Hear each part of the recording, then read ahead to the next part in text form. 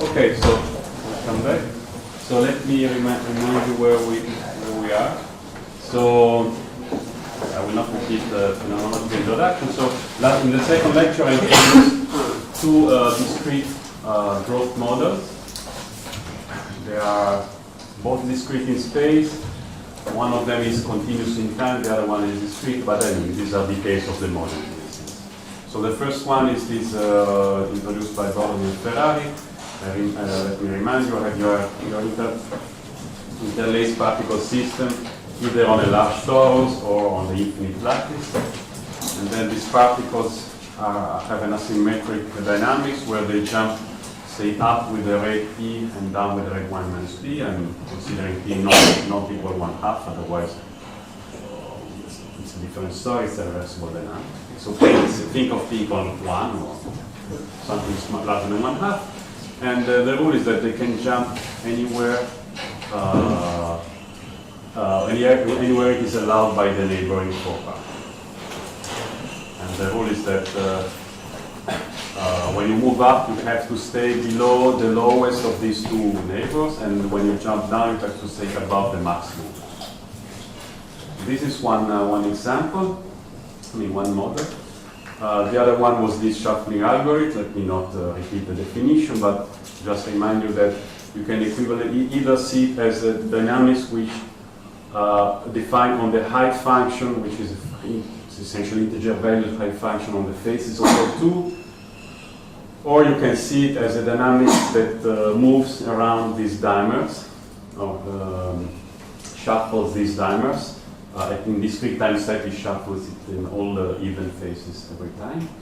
And then, thanks to the connection, to the bijection between the dimer or perfect matching configuration and the height function, this translates to a dynamics on the height function. Okay. All right, so this was for last time. If there are any questions about the definitions, let's ask. Okay, so for the shuffling, yes. So the only randomness comes from sort of the choice of one of the two in the creation. Yeah, that's well. Possibly the initial condition could be random, of course, but otherwise the randomness is only here. These other two operations are given the configuration is step n-1, then these two operations are perfectly deterministic. And in this case, you only have this sliding. So there is no sliding. No. I didn't want to make too many pictures, but so the rule is that if you have an even phase, I think they're wet. Oh, okay. Yeah, now I see what you mean. They just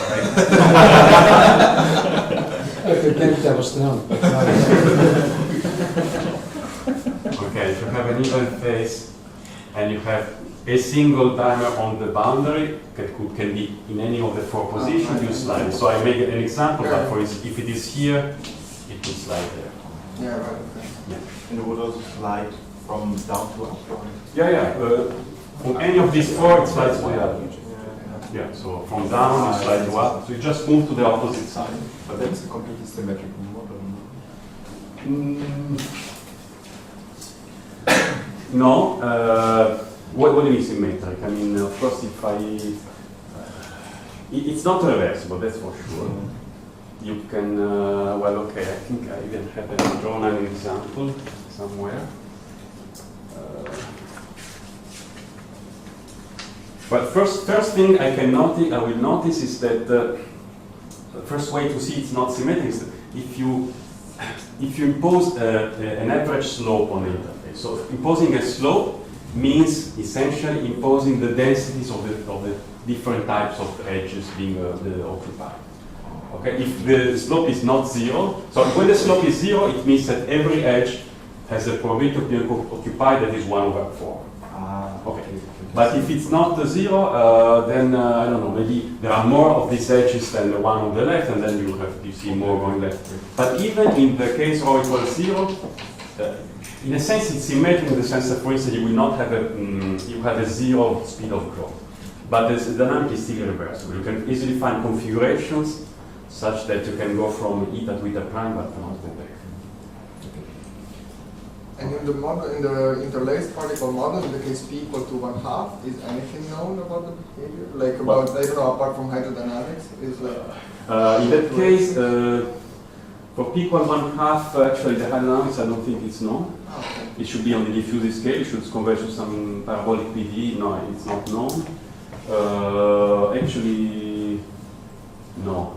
It would be very interesting to prove, for instance, that if you are in a domain of size L times L, the spectral gap should be of order 1 over R squared, diffusive, but this is, I don't think it's known. There is a version of that of the long jump dynamics where the rates are a bit different. Instead of being essentially constant. Okay, so since you asked the question, so a remark. If you take for the interlaced particle system, you have these particles, and suppose you consider the following dynamics, where you can jump up or down symmetrically, and again with the constraints. But the rule is that the rate of jump depends on the size of the jump. Instead of being 1, it depends on the size of the jump. And suppose you choose it to be 1 or constant divided by the size of the jump. Okay. Okay, this is a allowed choice. It's symmetric. So in this case, what I proved together with Benoît Lallier is that well, you have to work on the torus and then take the limit of torus left. The height profile, once you rescale it diffusively, so you have to take, if the torus is size L, you have to rescale the height profile by L and take times over the L squared. We call it, I don't know, H hat of Tx. This is a stochastically evolving height profile on diffusive scale. Then this stuff, this H hat, converges, let's say in probability as L goes to infinity to the solution of a certain deterministic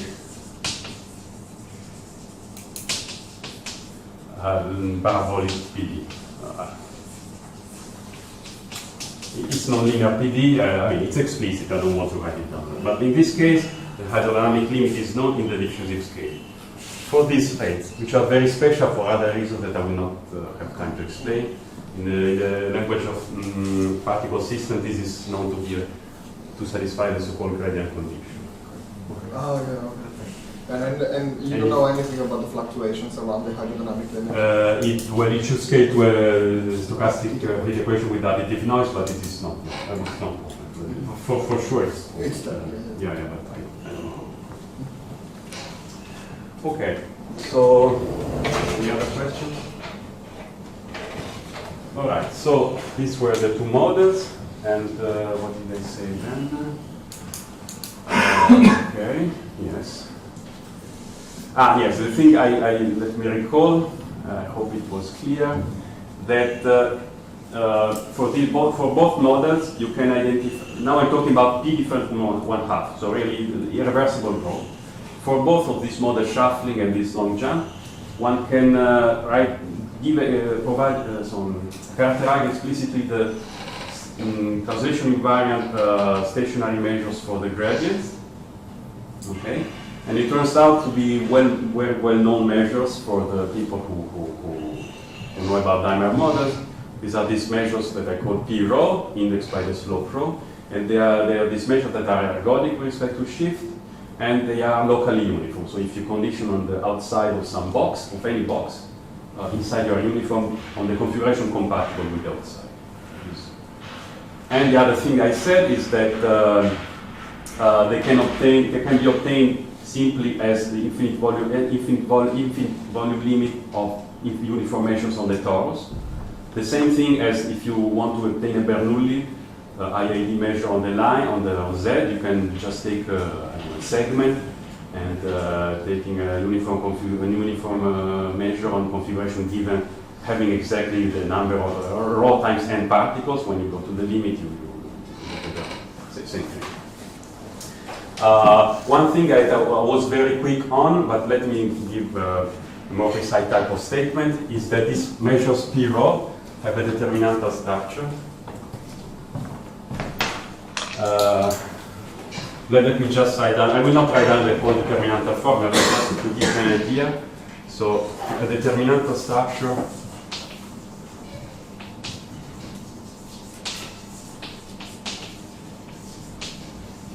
P rho is that, well, suppose you want to under these measures P rho, suppose you want to have the probability of an event of the type a certain set of edges E1 up to En, n is an integer, belong to the configuration. They all belong to the configuration. M is the perfect match.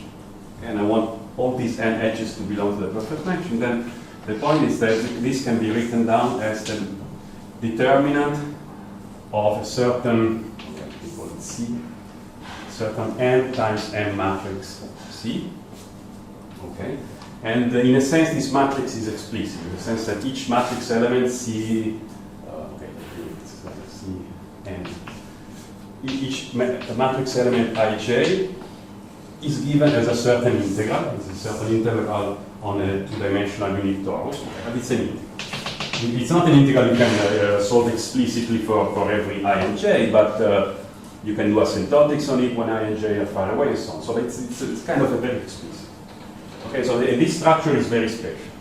So these two models have at least two very special features. The first one is that although they are non-reversible, you can write down the invariant measures explicitly. They are in a sense Gibbs type, in the sense that the distribution of the height somewhere depends on the rest of the height only through the neighborhood. This is also very special. In general, you could expect that the invariant measures are such that to know that the distribution of the height somewhere given the rest could depend on the height very far away. I mean, there is no reason why you should have short range dependence, but it turns out to be the case. And then another special issue is that not only these measures are kind of Gibbs type, but they are also determinantal, which helps a lot in the proofs. But it's a sequence of very special features of these two examples. There are more examples, but it's not any feature you should expect from a generic or. So this is to be interpreted that if you sample a uniformly at random your tilings, yes, your diamonds, then the correlation function is this. Yes. Is it the P rho?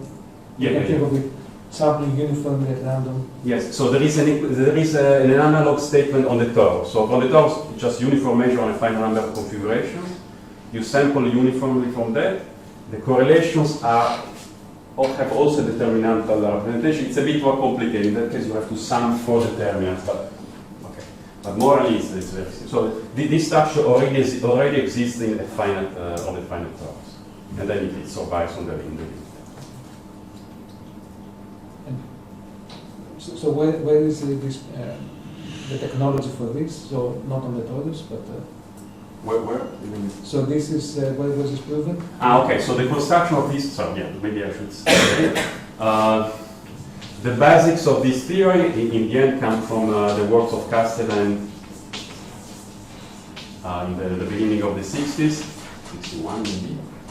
But then, in the sense that he realized that there was the same time a work by Temperley and Fisher. He realized that when you are in a finite volume, you can compute the partition function of the dimer model through a determinant of Pfaffian. Okay, and then constructed these infinite volume measures on the whole plane. This was done in the general situation was done in a work by Kenyon, Okunkov, and Sheffield, maybe 06. Yeah, there you can find this.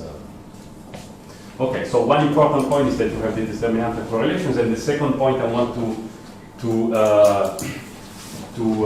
stress here, because I will need it later, is that I will not write down this matrix explicitly, but let me tell you a consequence of this determinantal structure. As I said, suppose now that you want, for instance,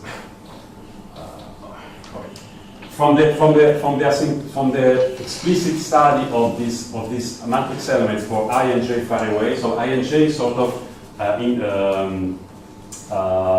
labels the different edges you're interested in. Okay. So one thing you can deduce from this structure is that, for instance, if you have two events A and B, these events are simply events, local events in terms of dimer. It's something like having a dimer somewhere or having a collection of dimers somewhere. So A and B will be two events, two local events with supports in two different sets. Okay? And the semicolon means simply that I'm looking at the correlation, at the covariance. So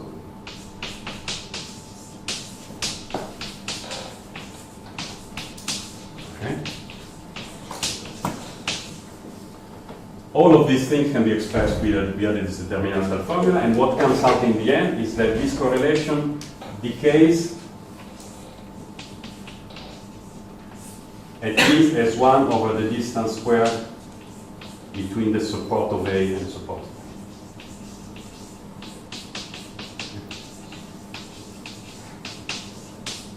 Okay, it's a kind of, okay, I didn't write a very precise set, but for instance, if you want the correlation between the presence of a dimer at an edge E and an edge E prime, for when the edge E and E prime are far away, this decays at least, this decays like 1 over the distance squared between the two edges.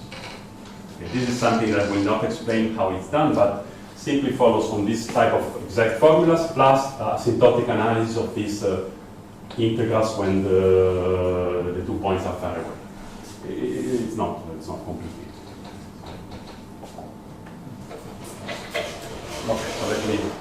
And this, okay, I will comment a second. But this behavior, okay, is the statement clear?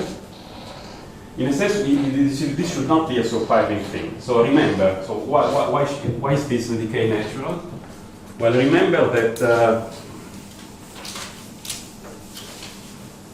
that I said two things.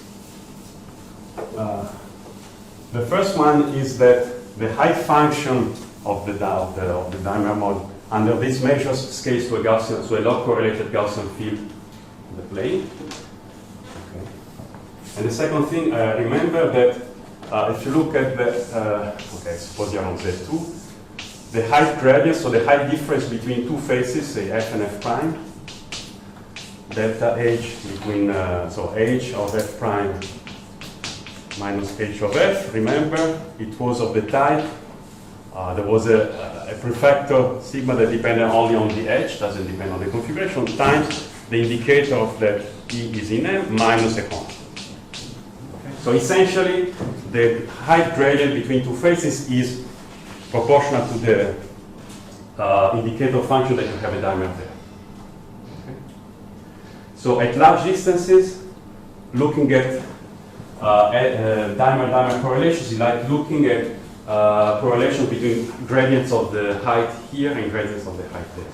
And since the height is log correlated, its gradients will be correlated in 1 over distance squared. It's like taking two derivatives of the log. Okay, so maybe this, okay. So this remark is it's just to tell you that this 1 over distance squared behavior is not something unexpected, it's totally natural. It's like saying that the gradients of the Gaussian field at distance d, they are correlated like 1 over d squared. There is nothing. Well, I mean, there is more. Oh, all right. So this was to remind you something that I said very briefly, and then would like to proceed. So what I would like to do now, if there are no other questions, would be to present a couple of results, with a couple of theorems about these two models.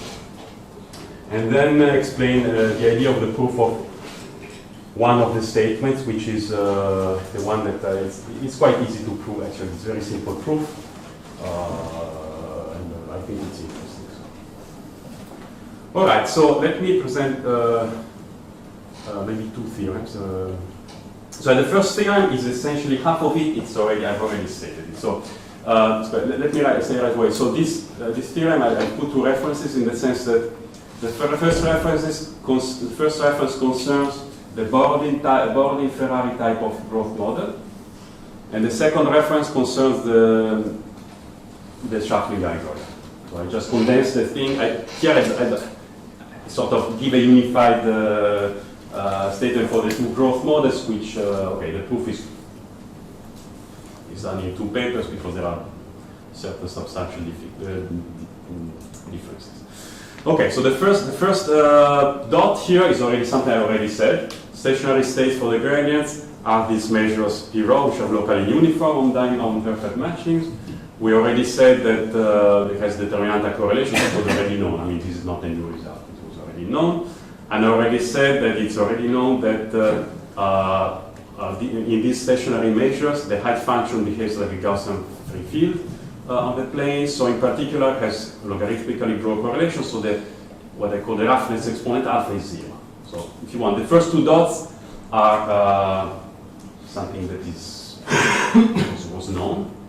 The new thing is here is that one can also prove that the growth exponent, which I call beta, is also 0, as expected in this anisotropic KPZ class. That is, if you look at the variance, if you look at this, so var p rho means I'm looking at the process started from the stationary measure p rho, so it stays stationary, I mean for the gradient. And then you look at the height difference between time t and time 0, say at the same point, but you could also follow the characteristic line, the result would be also okay. And then as time goes to infinity, the variance grows at most like log t, which is also something expected for the models in this anisotropic KPZ class. Okay, and this is the result I would like to prove during this lecture because it's actually very simple. Okay, it's fine. Let's see. Okay, so this is the other. Let me maybe just give a comment. So on this first dot, on this first fact that these measures P rho are stationary. So I showed you on the torus. It's very simple to check that these uniform measures are stationary. It's really a two-line argument. When you want to do on the infinite lattice, there are difficulties because, as I already mentioned, the process might not be well defined for every initial condition. You have to prove it that it is well defined for almost every initial condition, so you have to argue it. But okay, I will not do it. Okay, so this is the first theorem, concerns stationary states and somehow the two critical exponent alpha and beta, which turns out to be 0, as they should be if the model is in the anisotropic KPZ class. But you see here there is no, the speed v of rho doesn't appear. So remember, in the conjecture by Wolf, let me flash it quickly. Remember, it was conjectured that a model would belong to the AKPZ class with exponent 0 and 0 with log growth if the determinant of the Hessian of the speed of growth is smaller or equal than 0. So certainly we expect that for this model, this speed of growth should have this property, and this appears in the second theorem. Okay, where is it? Yeah. This is the second theorem. Again, I give two statements in the sense that, okay, let me comment on the reference in a second. The second theorem tells the following. Suppose your initial profile, h at time 0, is such that it approximates some smooth profile phi naught. So it means that you have actually a sequence of profiles, and then when you rescale space by 1 over epsilon, and also the height by epsilon, this initial time profile tends to some phi naught of x that is, I don't know, continuous, or some allowed profile. So this is just about the initial condition. You can impose this. You take a profile phi naught and then take a discrete profile that approximates. And then the statement is that when you look at times at the evolution and you rescale time and space so ballistically, so you take both time and space of order 1 over epsilon. It's not diffusive here. You have to take, since you have a drift, you need to take a ballistic rescaling like that does it. Okay, the statement is that this left-hand side that now is random, when epsilon goes to 0, tends to a deterministic object, the hydrodynamic limit, so that it's a low flash numbers type of statement. And this phi of xt satisfies, solves this first order nonlinear PDE, dt phi equals a certain function v of grad phi with the initial condition that is the correct one. And with the speed of growth is a totally explicit function. It will appear later, maybe in the next slide. And you can check that, as it should, the determinant of the Hessian is negative. Okay. So, a couple of comments. First of all, this result, I proved it with Martin Leblanc, who was PhD in Lyon, for the Borodin-Ferrari dynamics. In that case, we had an important restriction that the initial profile had to be convex. For technical reason, we had to require initial convex initial profile, and then it remains convex for all times. The second reference is not the same Zhang as KPZ. He was a PhD student of Rick Canyon, Shufan Zhang.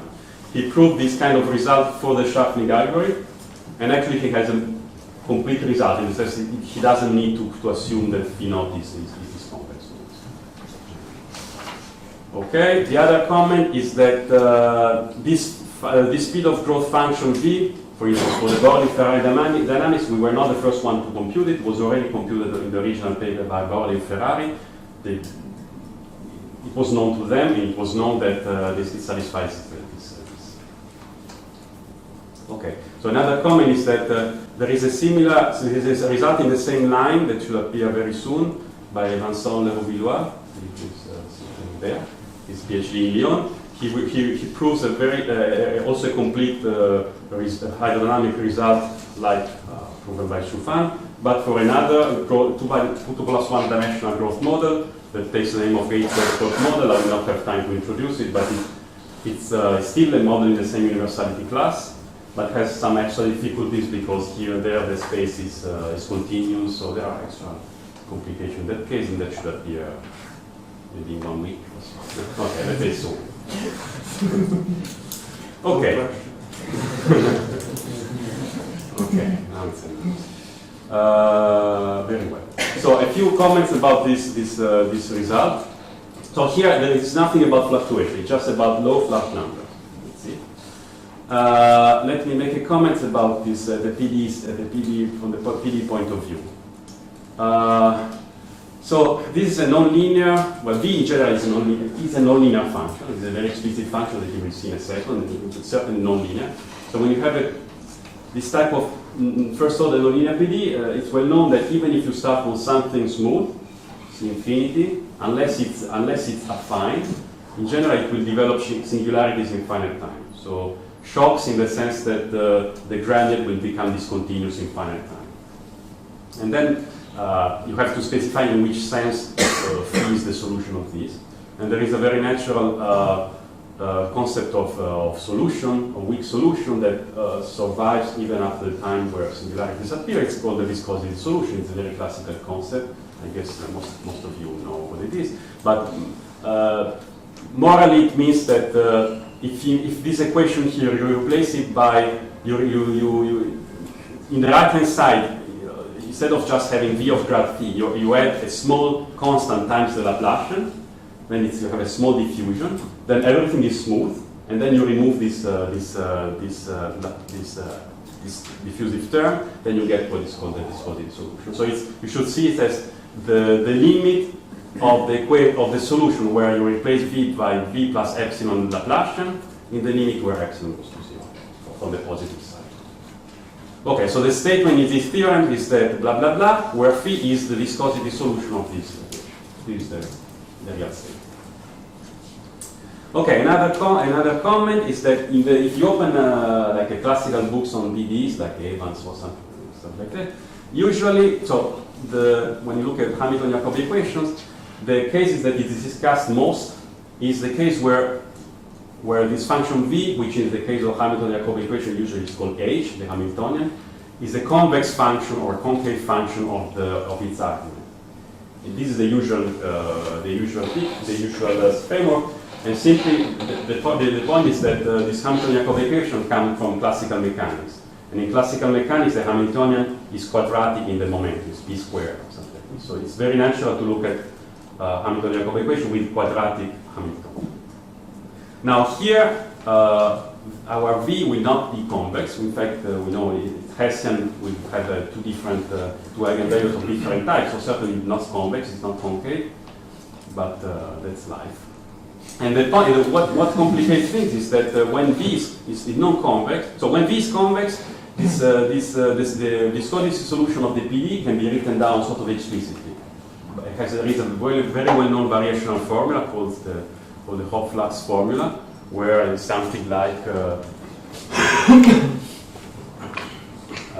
P of xt, P of tx is something, okay, I could get it wrong, but it's something like the int over y of phi 0 of y plus something like t L of y minus x over t, where t is the Laplacian transform of the function, or something like that.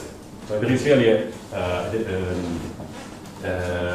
variational expression for the solution, and that's it. Now, if V is non-convex, it's neither convex nor concave, you don't have a variational expression. This complicates a lot the pieces. The viscosity solution is known to exist, to be unique, but you don't have a variational characterization. This is a real complicated thing. But here it's really it's a real effect that we have to live with, because our V are naturally non-convex. Okay. Okay. So in the reason why for the Borodin-Ferrari dynamics we had to restrict to convex initial profile is again because in that case you have the pathologies that things can go wrong if for some initial condition again particles can lead to infinity, and then this is a source of a lot of difficulties that we could overcome, but the price we had to pay is to work with convex initial profile. I have no time to explain why convex solves our business. And actually, by the way, I think that the techniques that Vincent developed here might be able to remove the condition of convexity here, maybe. So this to be checked. Okay, so this was about this hydrodynamic limit. And this is was the second theorem here. So the non-convexity means that we couldn't use the standard tools for hydrodynamic limits? Okay, so when you have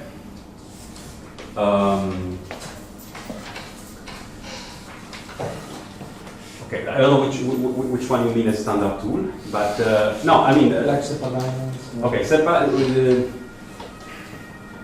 when you have so there are special models like the one with single jump of size 1 and totally asymmetric.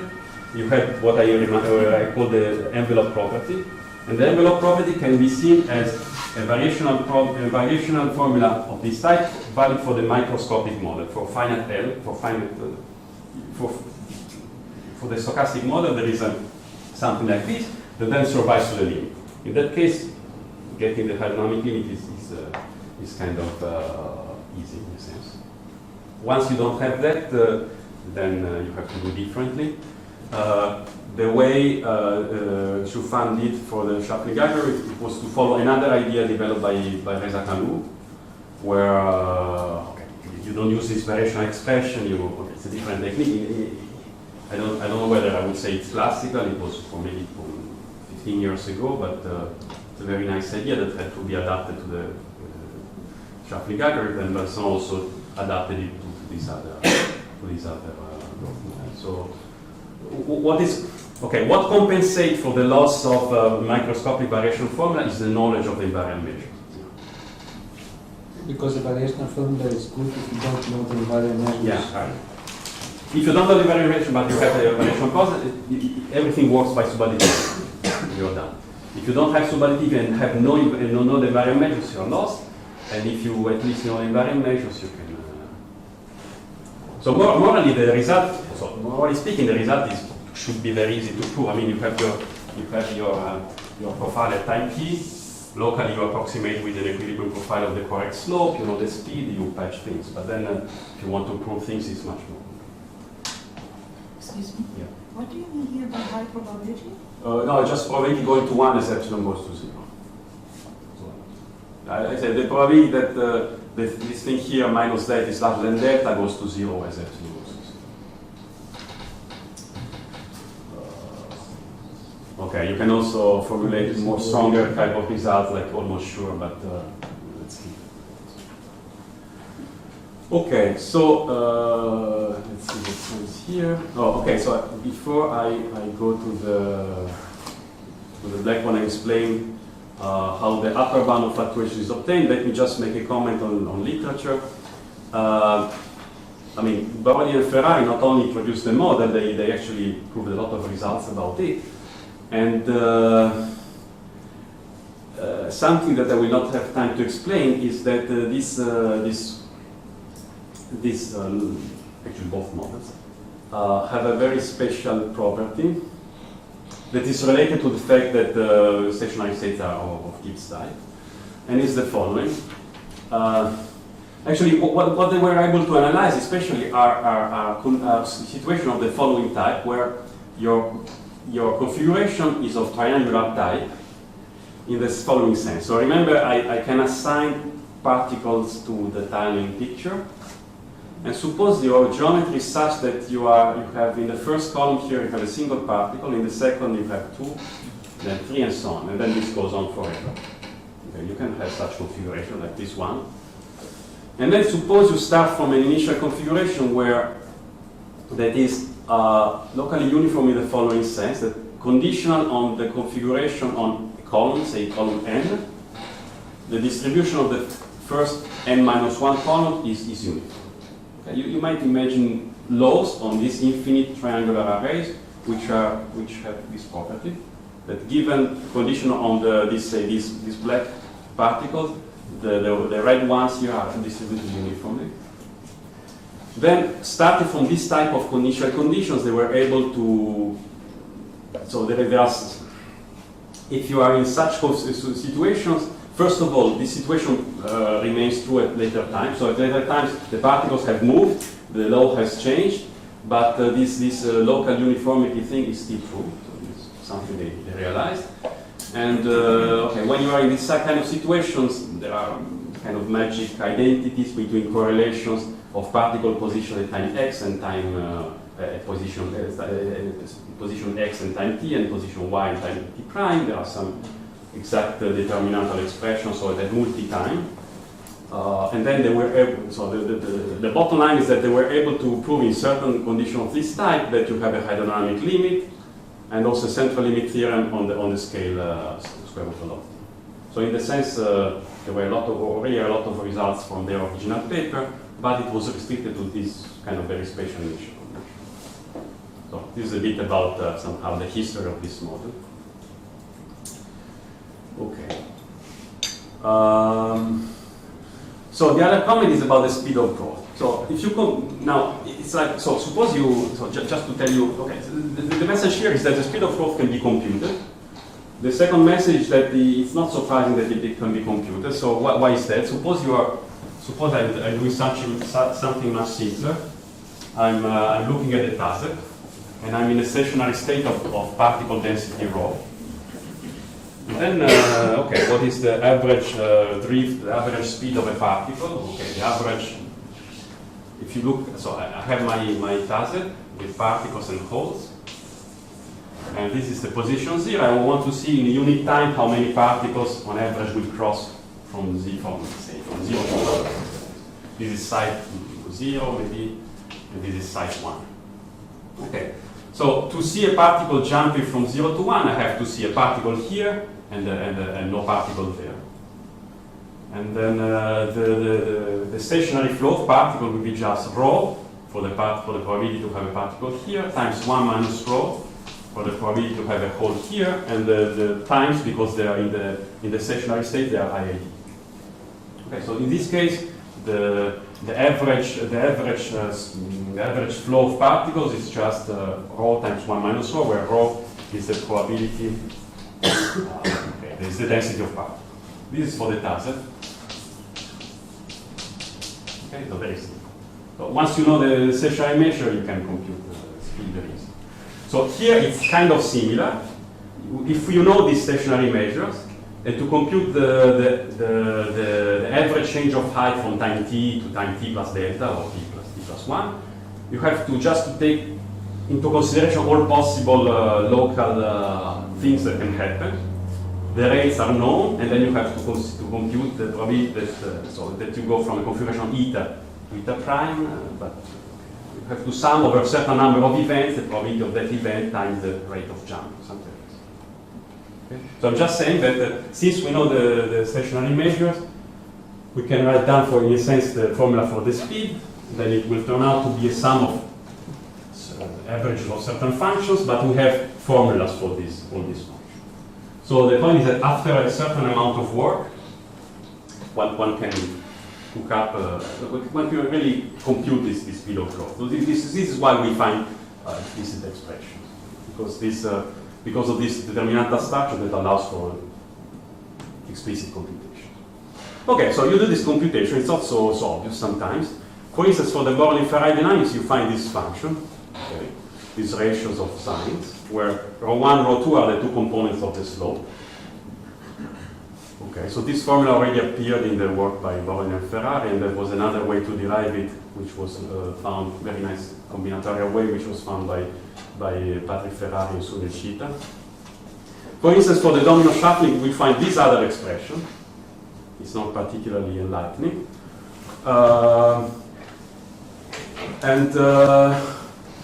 But sometimes things are even less enlightening, like there is another dynamics which I will not have time to introduce, for which you find this other thing.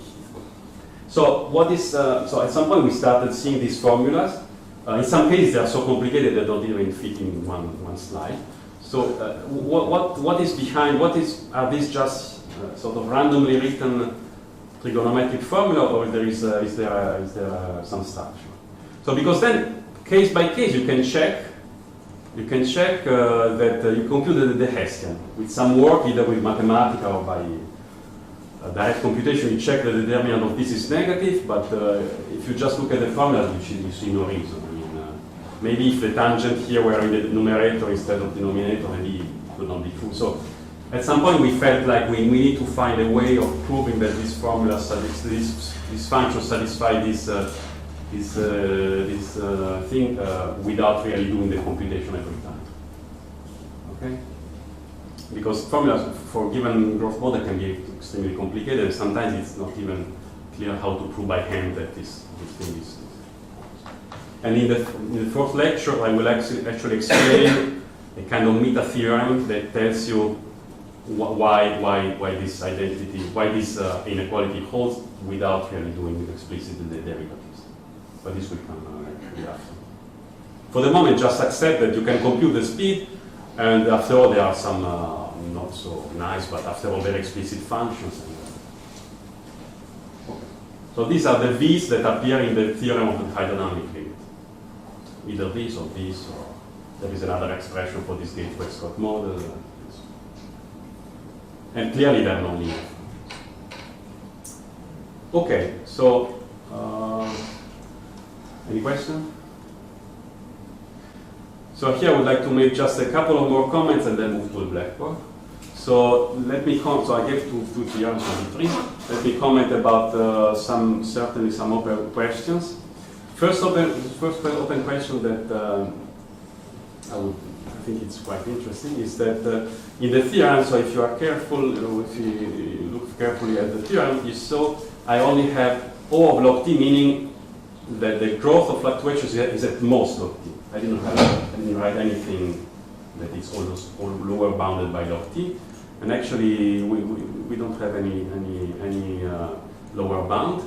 So log t should be really the growth rate of fluctuations in time. Do you have something else like log t or something? No, for the moment, okay, we didn't try that hard, but for the moment, no. But log t should be really, okay, it should be really correct if you believe in this Edwards-Wilkinson type of scaling. Now, for the moment, let's say we have just larger than 1. The other thing is, as was mentioned by Nikos, in the one-dimensional situation, in some cases, you can really say that the KPZ equation really is the limit of your discrete particle system. For instance, if you take AZ and you partially asymmetric simple exclusion process on Z, and you rescale the asymmetry to be maybe 1 over square root of n or something like this, something that goes to 0 with the size of the system, then really the high profile tends to the solution of the KPZ equation. So is it possible here to prove that in some stronger sense, if you look at the high profile of these discrete models, maybe subtract the average, maybe move along the characteristic line to something, then in some stronger sense do they behave like the Hilbert-Swift, so that the linear equation. Okay, I don't know, but any stronger results in this direction I think would be very welcome. So somehow giving more substance to the, not just saying that the growth exponents are the same as for the linear equation, but something more quantitative. No, and it has been proven only in very special limiting regimes. There was a work by Borodin-Ferrari and myself, and a work by Borodin-Ferrari. I will not explain in which sense, but there is really special limit to be taken. I don't think it's still satisfactory. Okay, so I think these are two important open problems. Special limit. You said you don't want to say anything. Yeah. But, No, I can't say. I mean, yeah. you must. I think. Okay. Anyway, so essentially, there is a particle system that is a generalization of this Borodin-Ferrari thing with an extra parameter called Q, and this hypothesis is called Q integral dynamics. It's a microscopic dynamics of particle jumping. If this parameter Q goes to zero, you recover the Borodin-Ferrari dynamics, no problem.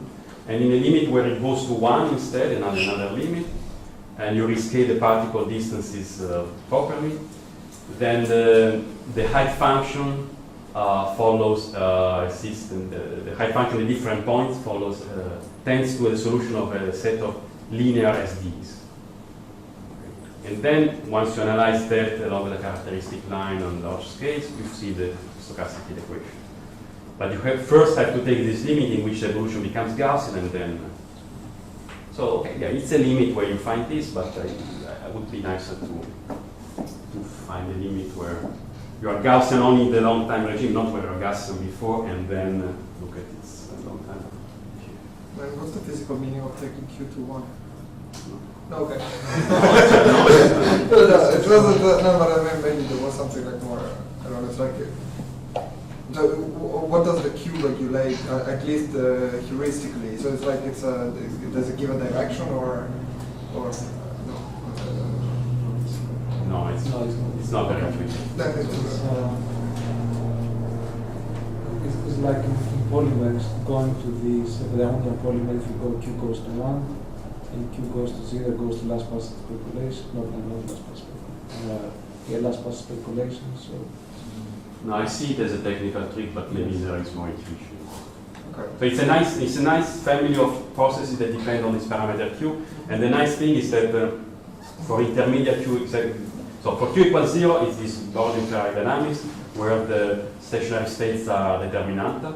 For Q going to 1 becomes easier for other reasons, become Gaussian. But for intermediate Q, the non-trivial thing is that the stationary states are still known in a sense, but they are not Gaussian free fielded. They are not determinant for sure. So in this sense, it's non-trivial object, but then it's somehow it becomes easier for other reasons for Q in this limit of Q going to 1. Okay, and as far as I know, this is essentially. Oh, there was later a paper, but I forgot actually the author, who also made this convergence more. We studied like convergence in the sense of correlation function, and this other author, whose name I forgot, unfortunately, has a conversion to the stochastic heat equation in stronger sense as a process. All right. So, any other question? Because I would like to. Maybe I can just switch off the email and explain on the blackboard the proof of this logarithmic upper bound, which is actually quite simple.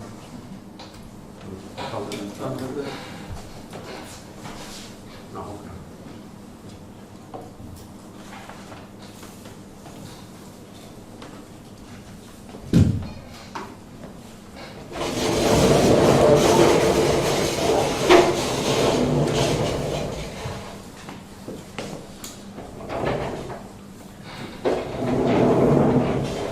Okay, so remind you, I would like to prove something of the type. You take your process starting from the stationary measure rho, any slope, the slope will not matter. And I would like to see that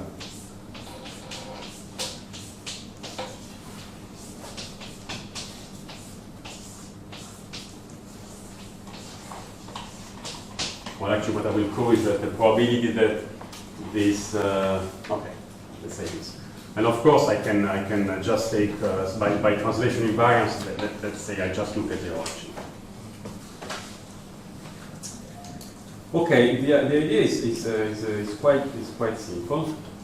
So here is the origin. Suppose, okay, I will, in the proof at some, okay, to be definite, let's say I'm looking at the shuffling algorithm. The argument is the same for the Borodin-Ferrari dynamics, just as continuous time, so I mean this is even cleaner in discrete time. But otherwise the argument is essentially the same. Okay, what is the idea? The idea is that, so here you have your origin where you want to look at the height increase. What? Okay. Internal joke. So. Yeah, I like more discrete. So no, it has nothing to do with the lecture. Okay, so here you have your origin, but let's look at some box, lambda L, around it. It's just a square box. It doesn't matter it's square, but something of size L by L would be, it doesn't matter it's square. So it's a, if you want, it's a set of faces of the graph whose L infinity distance from the origin is smaller than L.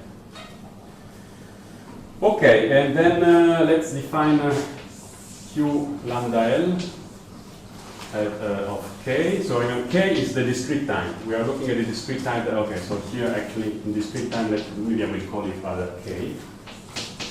And QL of K is just, well, okay, what it is?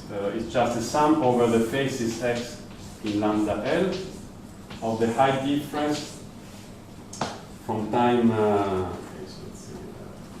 I put the K, or for some reason I put in the K in the second position, but I'm not very consistent. Okay, this is simply the height difference from time 0 to time K in the whole box. In principle, what we are interested in is the case where L equal 1, so it's just the single phase 0. But for some reason, it's convenient to look at this height increase in a larger box. Okay, so this is. Now, of course, okay, I'm going to write a triviality that the Q lambda L at time K plus 1, what is that? Well, it's just Q times lambda L at time K plus the increase in the last time step, okay, that I give it a name, K lambda L of little k, where obviously this K lambda L is nothing but the sum over x in the box. Okay, so for the moment it's really xk plus 1 minus hk. Oh, I haven't done anything yet. Okay, so now comes the first, actually, it's just a Cauchy-Schwarz in here. The idea is simply to do a Cauchy-Schwarz and to choose this L properly as a function of k, and then to but somehow this simple-minded argument works well and gives you the optimal bound. Let me anticipate that if you try to repeat the same argument for one-dimensional growth, it will not give you the correct bound on the scale of the growth L to the t to the 1/3. It will give you a worse bound, like t to the 1/2. So in 1D it doesn't work, but in 2D, even though it's quite simple, it gives optimal approach. Okay, so what do I do next? Well, I call VL of K, maybe. VL of K is simply the variance with respect to the, always in the stationary process, of Q lambda L of K. Okay, so in principle we are interested, this is exactly the thing we are interested in for L equal 1. Okay, and then, okay, now there are two lines of computation I will not do, but you can write down an iteration for VL, so for VL in as a function of time. It will not be really, you don't get really an equation for VL k plus 1 in terms of VL of k, but by doing a Cauchy-Schwarz you get an inequality. Okay, so what happens is that VL of k plus 1 minus VL of k. Okay, here I write an identity that you can check. It takes one line, but I will not do it. is simply the expectation with respect to the stationary process of Q lambda L of K minus its expectation.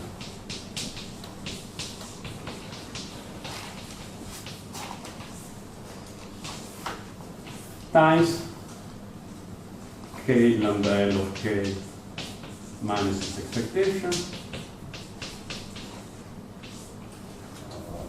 K lambda L of K, maybe it's K, okay, yeah. Okay, so I'm writing down everything just to show there is no mystery.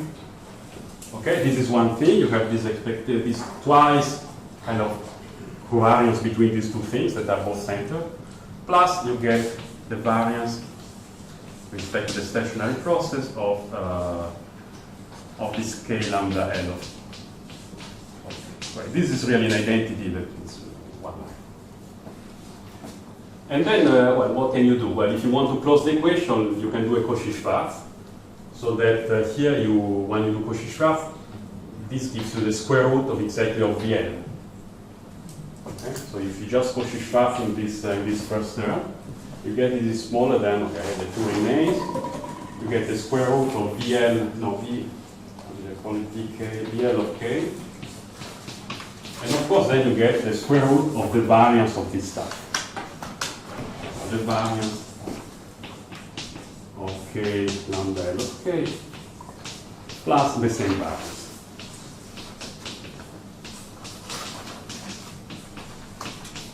Okay, so it's very simple. So we have now a closed, well, it's not a, sorry, it's a closed inequality for VL, and we would like to see how this thing here grows with K, and then somehow later we will have to choose L properly.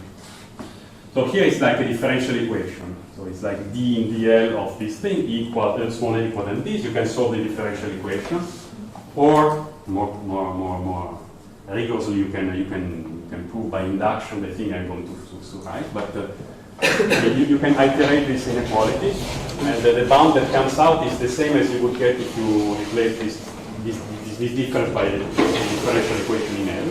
Okay, let me write down the thing that comes out. It's really, you can check it by induction. I will not prove it. Once you have this inequality, what you get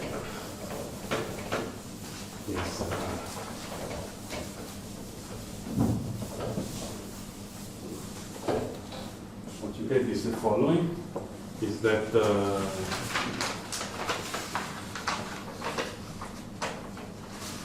what you get is that sorry. Okay, you have this induction, but I need to know something about these two terms that are there. So the first observation I make is that remark. Since we are in the stationary process, this variance with respect to the stationary process of this K lambda L of K is actually independent of K.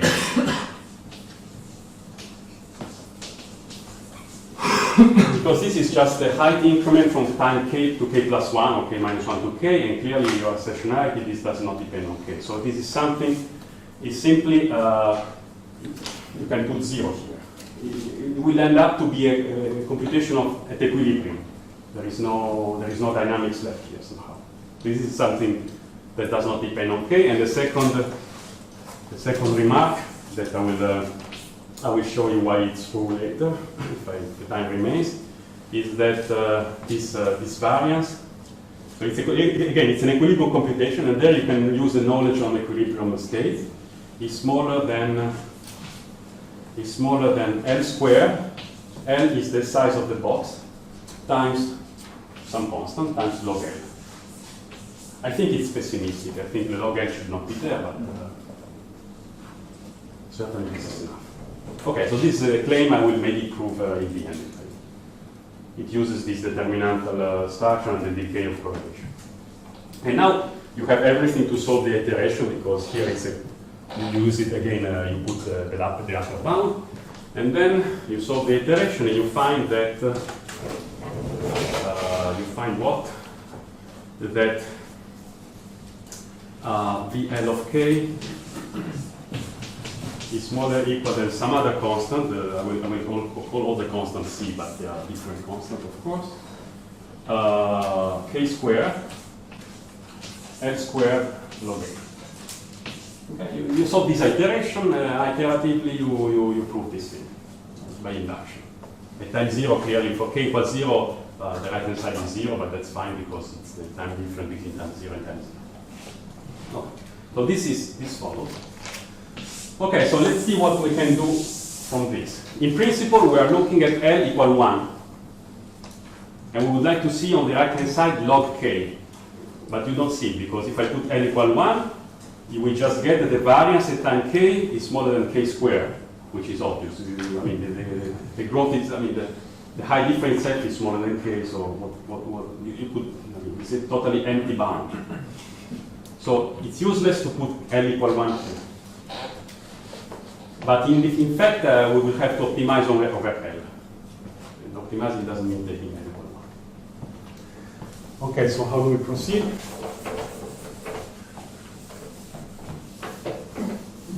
The way we proceed is actually we put rather L equal K. So we take the size of the box to be of the same order or to be equal to the time we are interested in. Okay, so we have the right to do this. I mean, this inequality is true for all parameters. So in particular, for at time K, the variance Vk on box K of K is more or equal than what you get. Okay, from now on I will forget the constants. K to the 4 log K.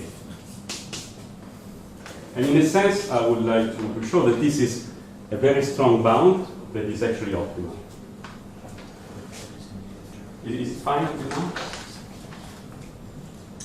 All right, so we are essentially done. I just not to get mixed up. Now, what are we really interested in? Well, okay, let's say we want to prove that the probability, starting from in the stationary process, the probability that what we are really interested in is the probability that the height increase, say at the origin, from time k, from time 0 to time k. Well, of course, the minus the expectation, but the expectation is nothing else but nothing else than v of rho times k. Okay. We want to show that it's very unlikely that it exceeds maybe square root log. Just a second. Yes. Okay. Square root log k. We would like to say that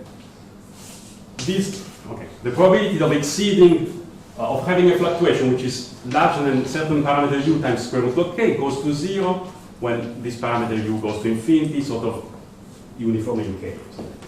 Okay, this is the thing we are really after. Okay, so we want to say that it's very unlikely to fluctuate more than square root log k. So this is what we are really interested in. And so what we do is, okay, I don't know, maybe I call this event, I don't know, E1, just, no, maybe E is not the same, A1, A.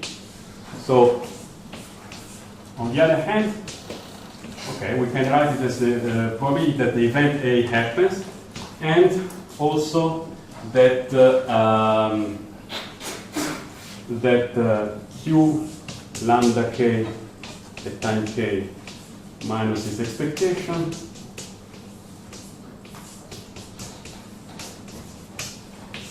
is smaller than what do I write? Okay, let me comment on what I'm writing.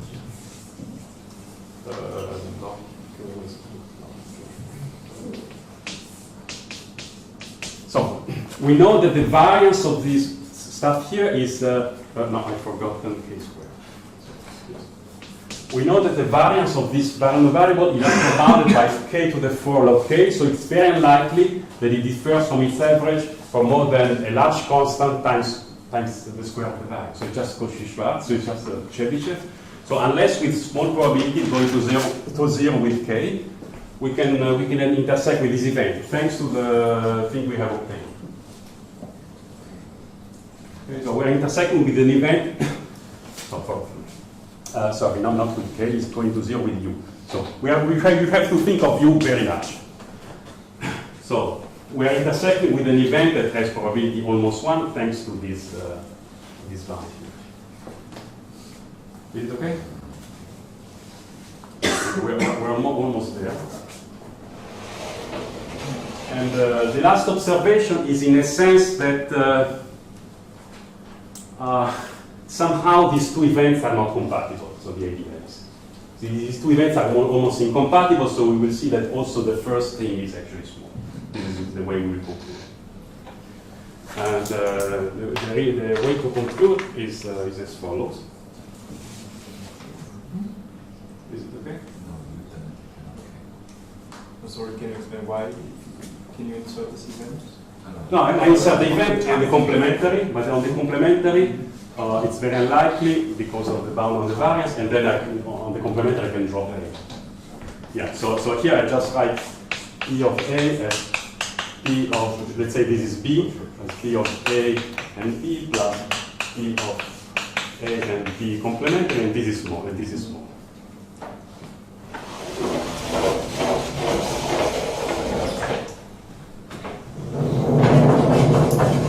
So it's little o of 1 in U and not K? Again?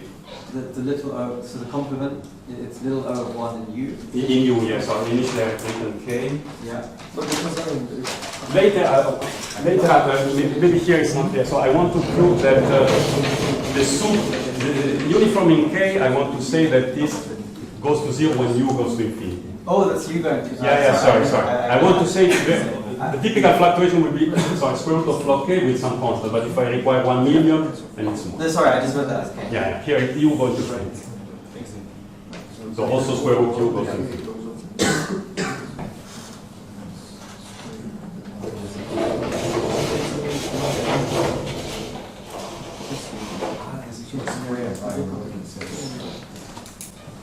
Okay, there are other questions I can... No, I overlooked it.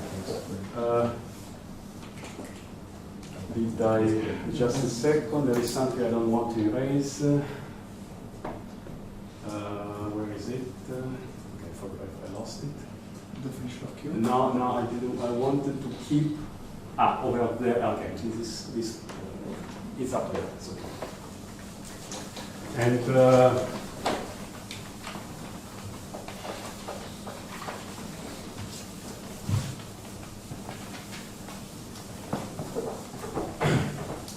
so I want to show, as I said, that in a sense this event A and the other event are almost incompatible with one or the other. It's not a deterministic statement. And the reason is as follows. So let me rewrite this difference between Q lambda K and its expectation.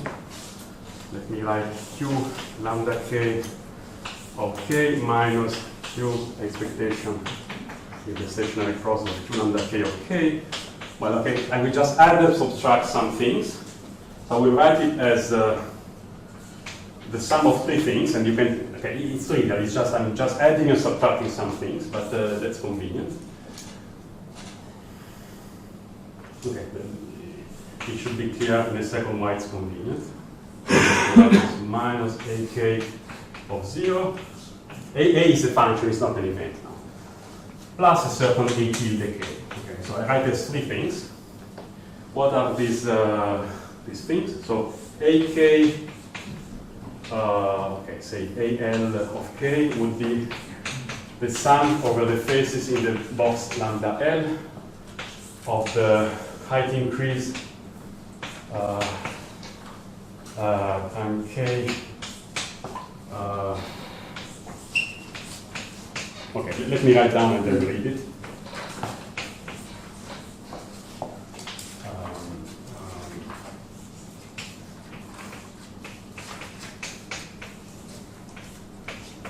Okay, so this would be this.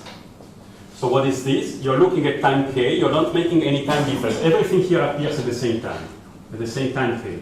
So it's a one-time object. You're looking at, you are fixing the origin, and you're looking at the height difference between point x and the origin, minus its expectation at equilibrium. By the way, this thing here does not depend on k because So it's just summing up the fluctuations inside the box at the same time. At the same time, k. Okay, and when I put k 0, I just take 0. This concerns just a single time. And the A tilde, okay, is what is left. A tilde of, say, k or L, okay, is simply the size of the box times the height increase at a single point, which is the origin. Okay. H, H x, no, origin, k, minus H 0, 0, minus its average. Okay, so I've written down this quantity here as the sum of these three guys. You can check that when you sum them up, things cancel, you get the initial thing. So the first two objects just concern a fixed time, either time k or time 0. And the third one involves the time difference between time k and time 0, but at a single point. So I've sort of split the time differences and the space difference. Up to now, it's totally really trivial identity. Okay, but then things are good, because at fixed time we know essentially everything we want to know about fluctuations. So little lemma is that it is really immediate. Is that you see, these things here are central. So the second moment, or the variance, as you like, of this A, k at 0, which is the same thing as at time k, because by stationarity, this is more than equal than k4 log k with some constant. This is just telling you that. Oh yes, yes. Okay, I will tell you in a second. But this is purely a statement about equilibrium measure. There is no time here. Okay, its variance is k4 log k. Okay, this is one thing. Very well. So, okay, the conclusion, let me write it upstairs, because now we're really concluding.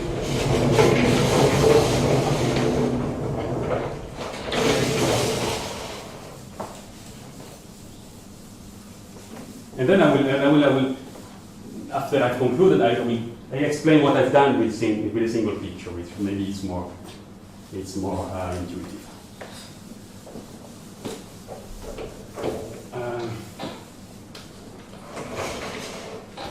Okay, so it's very unlikely for U very large that either a k of 0 or a k of k is larger than, I don't know, square root of u log log k k squared. Okay, simply again by Chebyshev. You have bounded the variance by that, so it's very unlikely to have that they are much larger than the square root of u times their standard deviation. And then we are done, because you see how it. So we have written the left-hand side, this q minus expectation, that we call it I don't know a1. We have written as a2 plus a3 plus a4. Okay, but we are on the event where a1 is not too small, it's not too large. This is say smaller than square root of u log square root of u k squared log k. We are also on the event where these two guys are of the same size. A2 and A3 are also smaller than square root of u log k squared. But at the same time, we are requiring that A4, which is this guy here, that appears now okay, here. We are requiring that, what is A4? A4 is, now A4 is what? Is k squared times this thing. So you see, A4 is just the size of the box, which is k squared, times this guy here. So we are requiring that A4 is larger than U square root of not k. So somehow, yeah, we are requiring something small equals two small things plus a big one. And clearly this is not possible.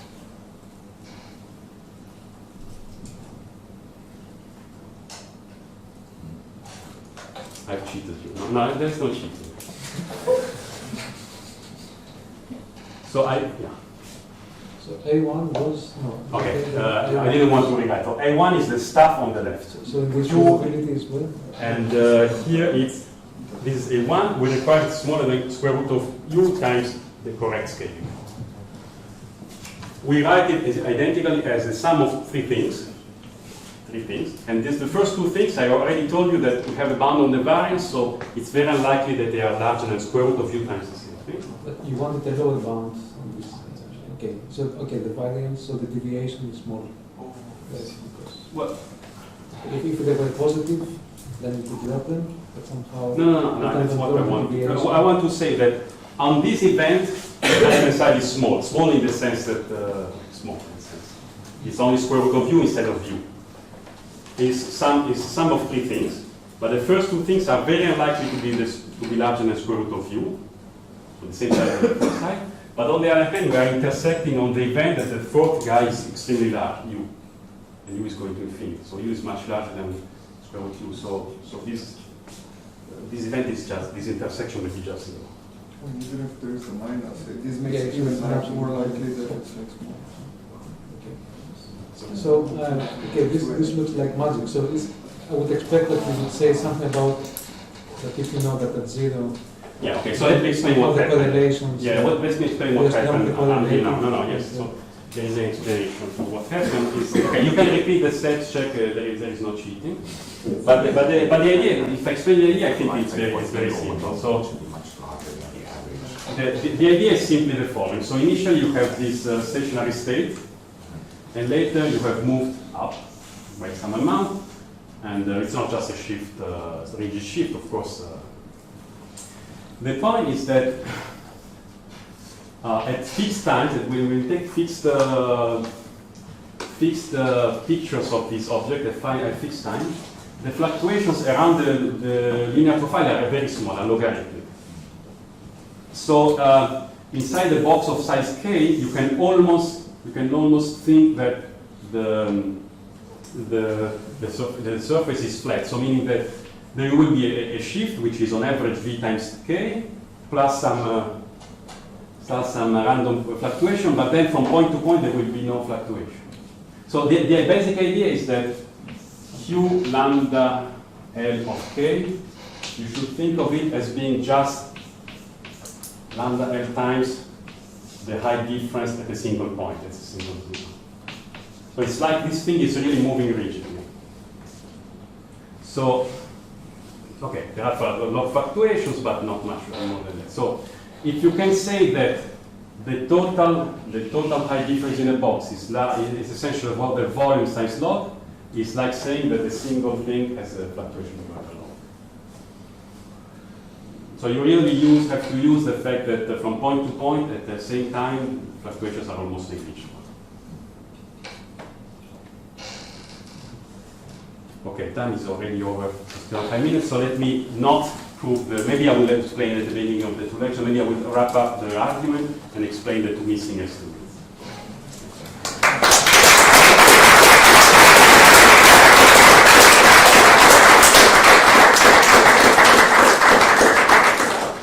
Are there any questions?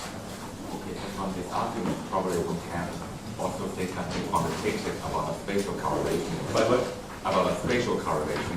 But this you know by the I name. mean, special at the same time? So At the same time, we know the station. We are at the stationary, so there is nothing more to be said. Actually, we do the other way around. To get these two estimates, I didn't say. yeah, We one use, need the spatial correlation to that. yeah, we use that, but it's hidden in the truth, and I will explain it. Anything that will come in too much larger than the average. Hmm? Wow, so this sense that any single point comes in too much larger than the average. Mhm. Which Any other question? If not, let's thank Fabio again.